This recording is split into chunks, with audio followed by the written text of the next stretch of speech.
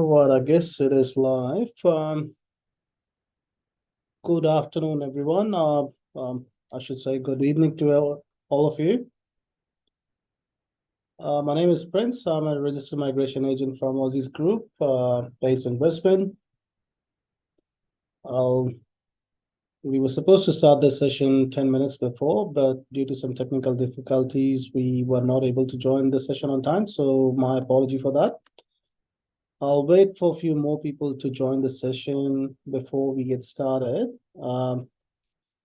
Just to those of you who have joined so far, I wanted to know, I wanted to let all of you know that the topics that we can discuss today would be about the 189 invitation round, recent Victoria state nomination round we had, and some of the changes from the department that they have recently announced, which happened last week on 25th of November.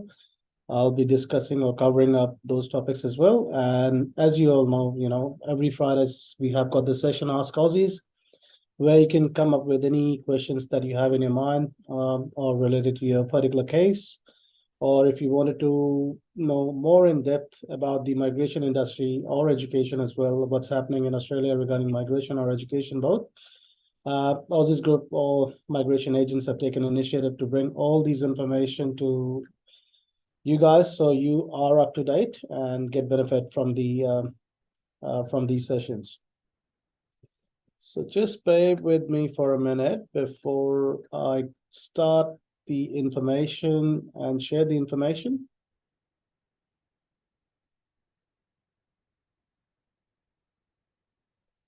All right, so first thing I would like to share with all of you that we got an update this morning from the department. I wouldn't say from the department directly, but MIA, which is Migration Institute of Australia. That's the government body or the authorized body that we as a migration agent are connected with. We've been notified that there is an expectation or a hope, or there is a very good and high possibility of having 189 invitation round this month. As you all know, the major invitation round for 189 we had was in December 2022. That was 8th of December, or I believe.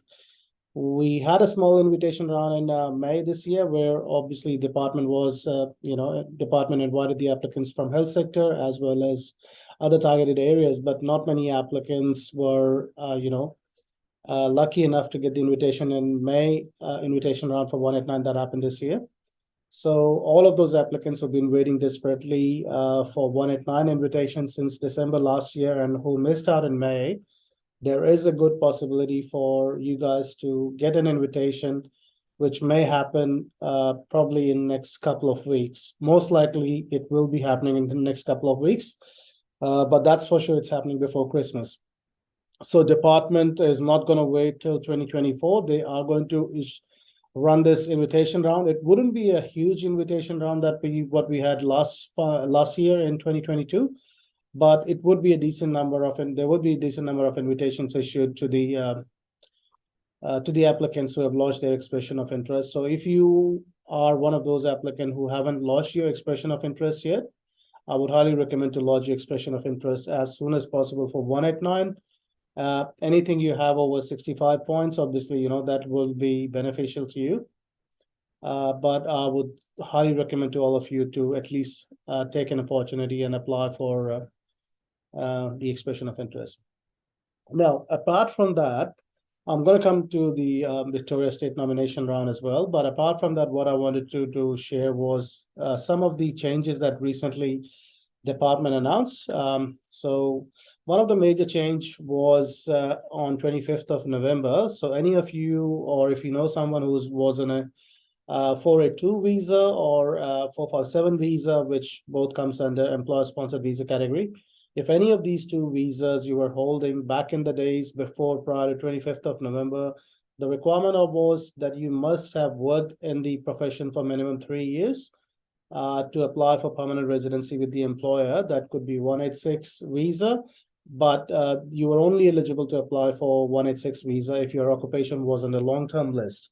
So it's a massive change from the government and the department itself, because now applicants who are holding 457 or 482 visa, even for a short-term occupation, they are eligible to apply for 186 visa after 2 years. So no more wait of 3 years, first thing, and an open platform for short-term occupation holders as well as ROL occupation holders as well, which is regional occupation list. So as I said before, any applicant holding 482 visa or 457 visa can apply for 186 visa after 2 years, regardless of their occupation, which occupation they apply under. So it's a pretty good move from the department. I appreciate that because this is how it used to be prior to 2018 when we had 457 visa back in those days. Since 2018, I think the department changed the requirements that you got to have you can only apply for the permanent residency only for the limited occupation, which is on the long term. Like best example is cook and chef. So before 25th of November, if you were a chef, you were able to apply for permanent residency through employer-sponsored visa, but you were not able to apply for permanent residency as a cook. So there was a big gap between these two occupations in terms of permanent residency, but that has been taken off from the department, which is a pretty good move. Just keep in mind that for 186 direct entry, still your occupation is required to be on the long-term list. So if your occupation is on the short-term list, like for example, cook, even if you got a skills assessment as well as 3 years of work experience full-time, you still cannot apply for 186 direct entry, which is a direct PR application. You have to go through a pathway of 186 transition stream, which is TRT stream. So you have to get 482 first and then apply for 186 transition stream, which is a PR visa. I hope that helps. Apart from that, labor agreements, again, I'm talking about the employer-sponsored visa because the reason I'm bringing up all this information, this is something which is really decent. Like, like last week we had these changes, so that's why I just want to cover it up. With the labor agreements, if anybody applied as under labor agreement as for an employer-sponsored visa, they were able to apply for permanent residency after 3 years or 4 years. However, that requirement has been taken off as well, and the time duration for the applicant under labor agreement who got employers 482 visa, that has been reduced to 2 years as well, which is pretty good. So pretty much we can see that department is getting flexible for employer-sponsored visa category and giving more options to the applicants under employer-sponsored visa category, and a pretty straightforward platform for them to apply for permanent residency. And moving on, we got COVID concession, which obviously you all know that it has been seized, there's no more COVID concessions anymore. And lastly, it's about the partner visa. So back in the days, we had this requirement. If any applicant who lodged the partner visa from offshore at the time of application, if they were offshore, at the time of decision, they must be offshore as well. And same thing goes with onshore partner visa. If anybody lodged a partner visa onshore in Australia, they have to be present in Australia before they get the visa grant. So this thing obviously has been changed recently. So even if you applied for a partner visa from overseas and you are here in Australia on a visitor visa, you do not have to travel out of the country, or you don't have to go back to your home country. You can stay here and the visa will be granted while you're in Australia. So it's a pretty good change as well, a positive change. And lastly, very last thing I want to confirm, because back in the days, if you had a partner visa, so when I just say about partner visa, I'm talking about the applicants, partners of Australian resident and Australian permanent resident and citizens. So that's what I refer to as a partner visa. But this thing is a bit separate to if you apply as a 485 dependent or a student dependent visa. Partner visa is mainly for Australian resident and permanent citizens actually. So back in the days with 309, if you applied for an offshore partner visa for some XYZ reason, if it gets refused, being an applicant overseas, you were never, given the opportunity to appeal the decision. But with the new changes, this is what, again, department have made a positive change towards the applicant who were a victim of family violence or domestic violence, applicant who applied for the partner visa, even if they are overseas, and their application got refused for some reason, they will be given rights to appeal that decision. So they can apply to tribunal for the appeal for that decision. I know that this may not be interest for you, but you never know. If you know somebody who you come across with who needs this sort of information, it may help them a lot. So I hope pretty much all the information that I've covered, these are the recent changes, including 189. Let's move on to this Victoria State nomination round, what we had recently. I'll be taking a few questions as well. So feel free to ask those questions. But let me just go through a few things.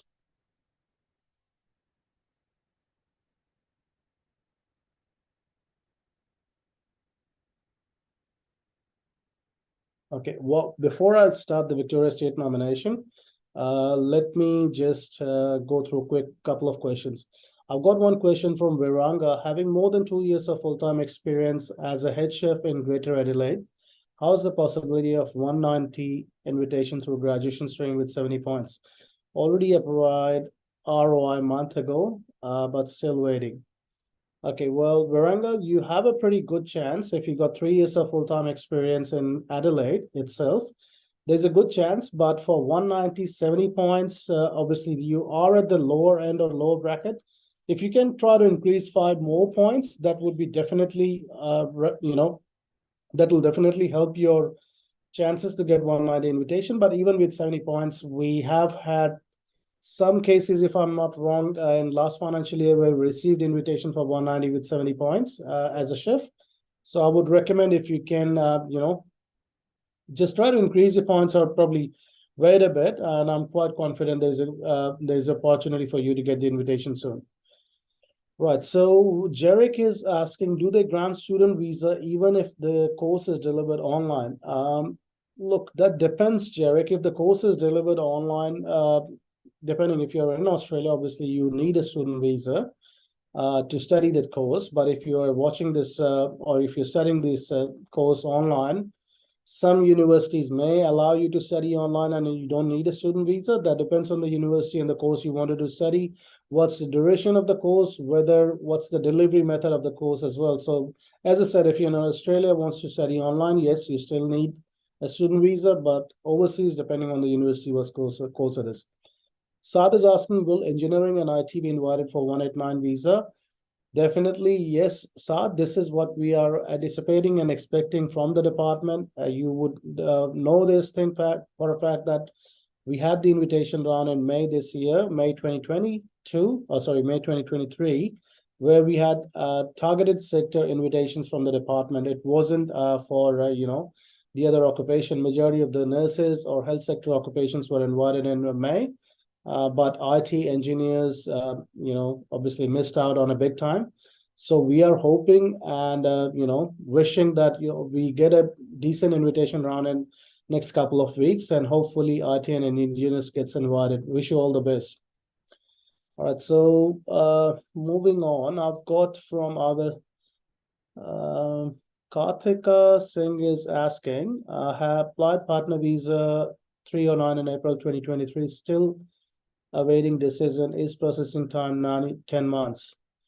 Karthika, well, if you applied in April, depending on the passport, what you hold, depending on the country of passport your partner holds, or I don't know whether you applied or your partner applied, but depending on the country of passport, if you applied 309, it could vary from 8 to 12 months anywhere, but that's on an average the processing time. So if you applied in April, it's been about 6 months so far. It's too early to say. You may have to wait another 3 to 4 months at least. Okay, so going on further, I think we'll just stop for now, and I'll just start with the invitation rounds for Victoria. So let me share this news with all of you. I don't know how many of you have seen the post that we did yesterday on our Facebook page. We have received good number of invitations for accountants, chef, engineers. That includes civil engineer, electrical engineer, mechanical engineer, IT graduates, which includes system administrator, security specialist, and software engineer as well, and software and application programmer as well. So engineers, IT, accountant, yes, we have pretty good numbers. even business analyst, developer programmer, electrical engineer, and engineering technologist as well. So, I mean, this is just the data that we are sharing the information, and the points were varied from 65 points to 90 points, depending on the occupation. I was quite surprised to see that we got the invitation for 491 as an accountant with 65 points for one of the applicant, which is pretty, as you all know, 65 is the minimum score that an applicant needs.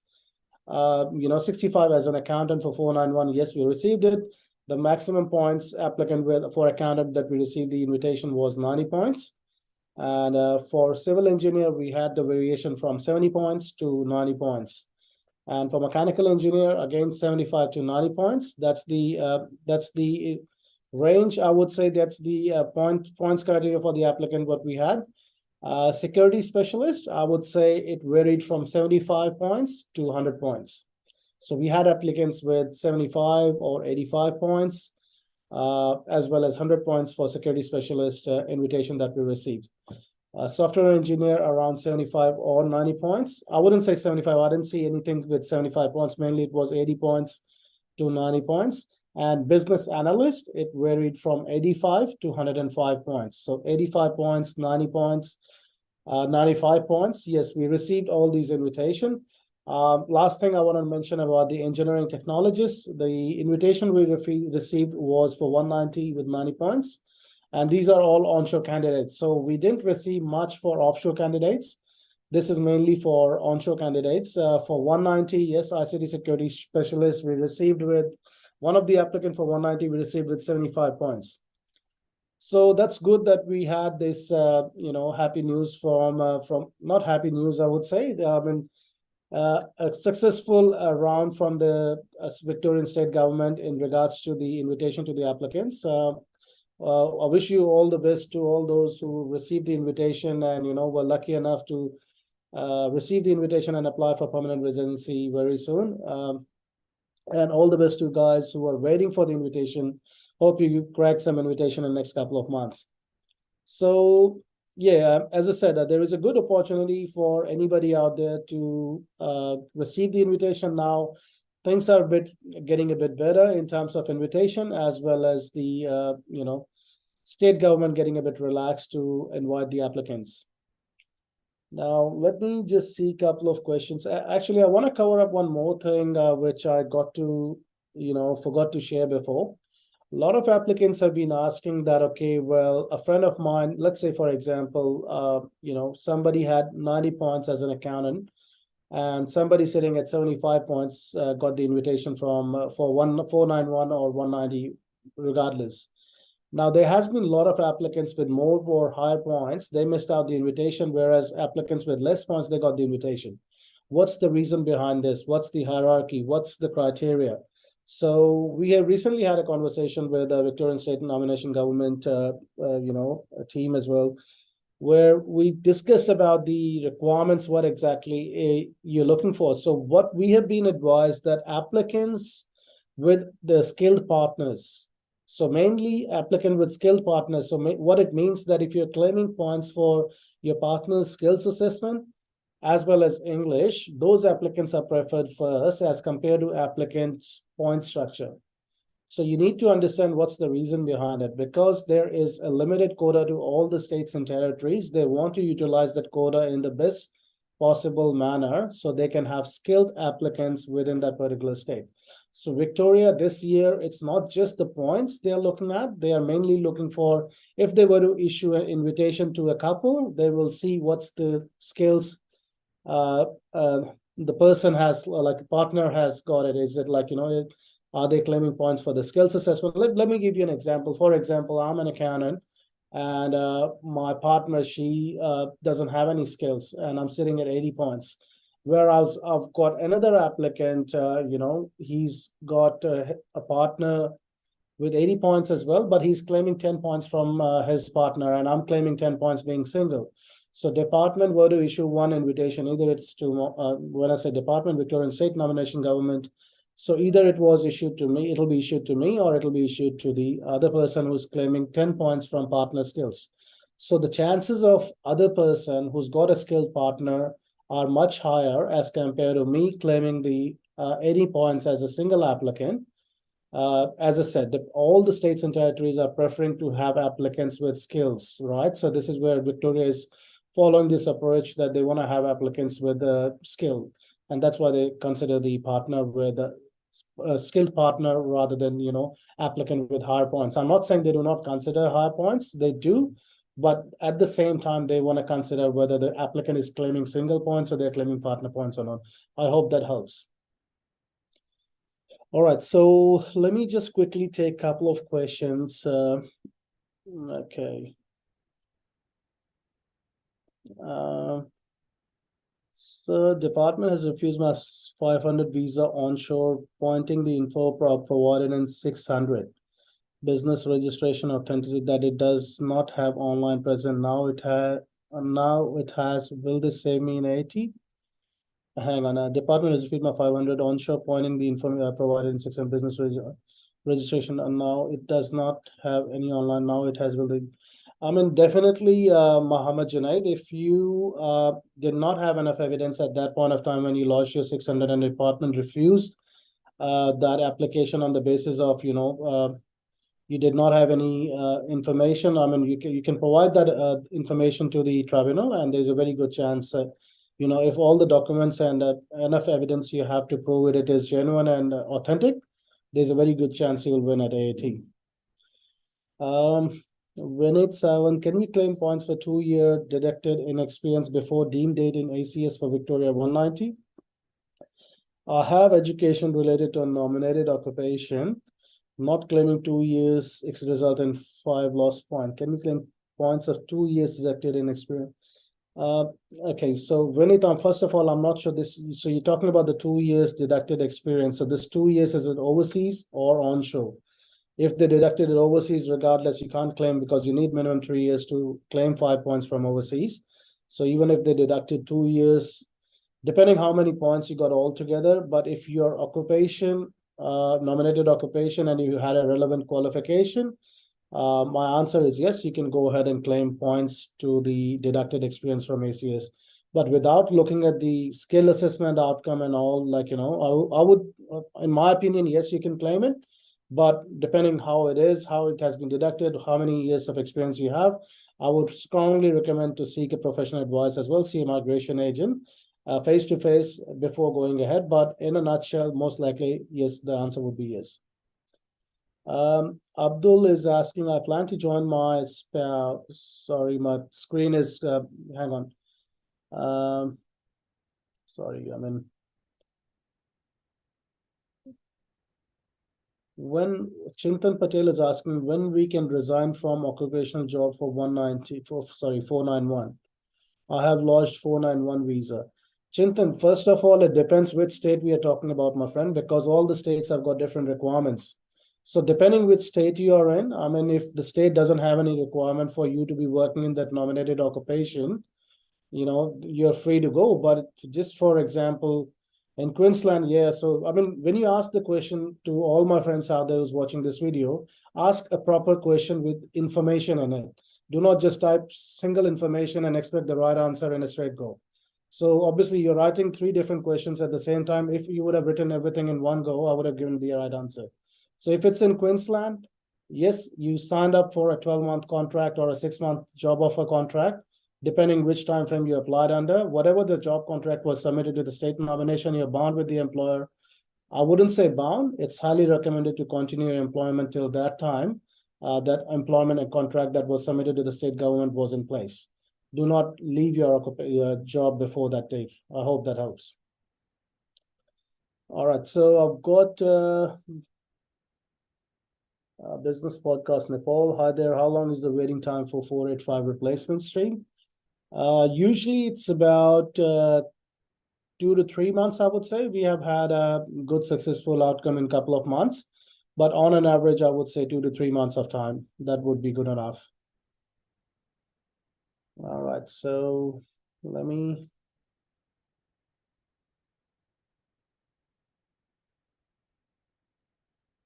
Sorry, everybody. I'm just trying to scroll up my screen up and down to see the questions because there has been few questions that got asked.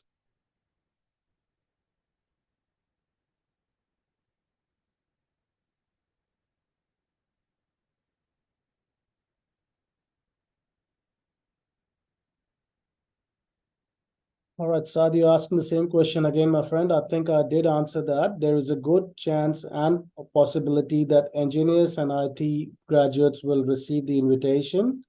But once obviously, that's my gut feeling says, and that's what my, internal information says that there will be invitation round for engineering occupants as well. But we'll find out in the next couple of weeks when they run the round. But there's a good opportunity.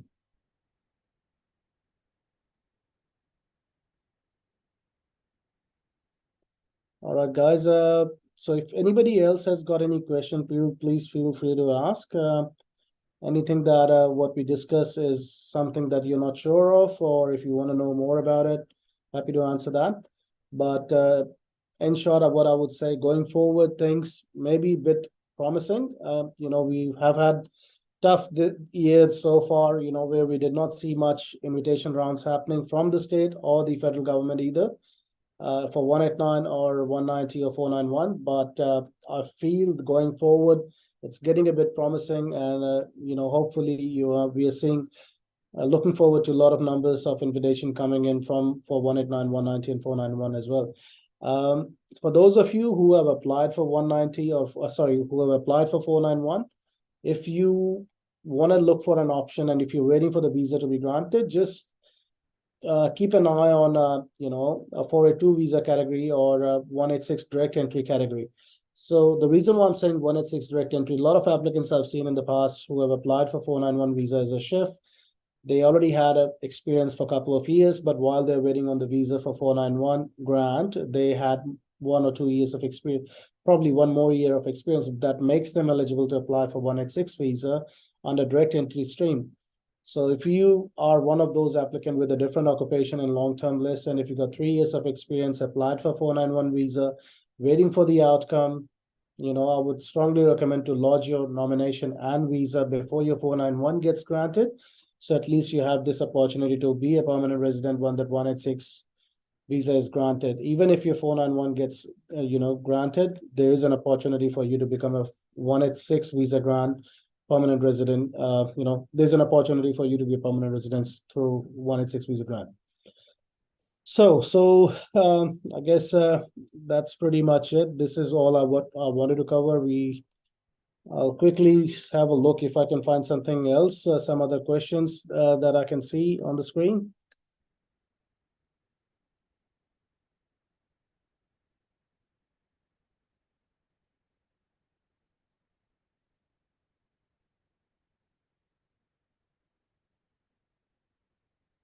Okay, Karambir is asking, job ready expired, my friend, can renew? Yes, definitely, Karambir, you can renew, but there are certain requirements. Whoever assisted you with job ready program, get in touch with them. I'm sure they would be able to help you. Obviously, when you say renew, there's a process that needs to be followed to do that. Get in touch with a professional, and I'm sure you'll get the right answer. So, guys, I guess that's pretty much it for the day.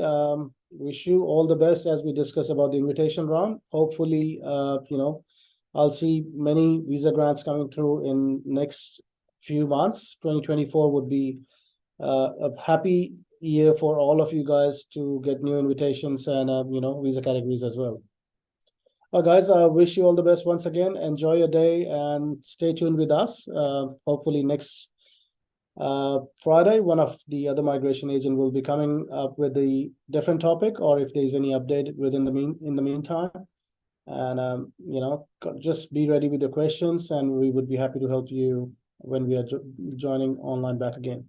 Thanks very much, guys. Have a good one.